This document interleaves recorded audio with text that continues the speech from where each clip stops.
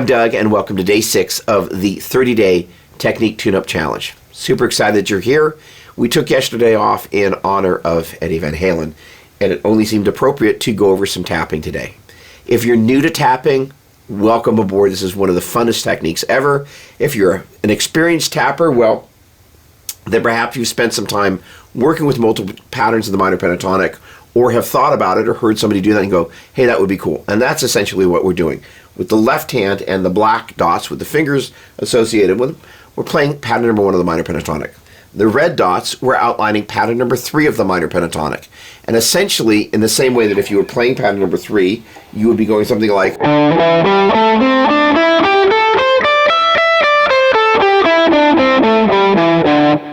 That's the same order we're going to tap the notes in. That is to say, as we move from the low E string to the high E string, we'll start off on the lower note and go to the higher note on each string. Then on the way back, we go from the higher note to the lower note.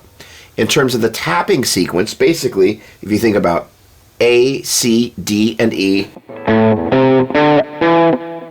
what we're doing is we're tapping with the right hand, D, pulling off to A, hammering on C, and then we're tapping with the right hand, E, pulling off to A, and hammering on to C. We basically take that same sequence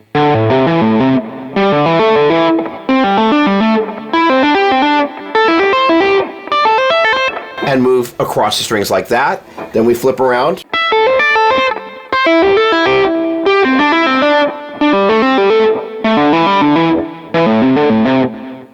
and do it like that. All right, let's talk about the technique tips. When you tap, my suggestion would be to pull in towards your hand as opposed to push out. I think you're more inclined to kind of hit unwanted strings when pushing out. This pulling in towards the hand mimics what happens when you're doing hammer-ons and pulling off with your fretting hand. All right, now there are a couple of things I would suggest to kind of get this fine-tuned. Subdivision method, working on one string, toggling back and forth between a set of 8th note triplets and 2 sets of 16th note triplets like this.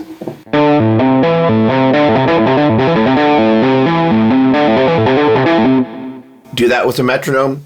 Once you get it nice and tight and you're super, super comfortable, bump it up 5 BPM. You know what to do. All right, then taking that same concept for pairs of strings like this.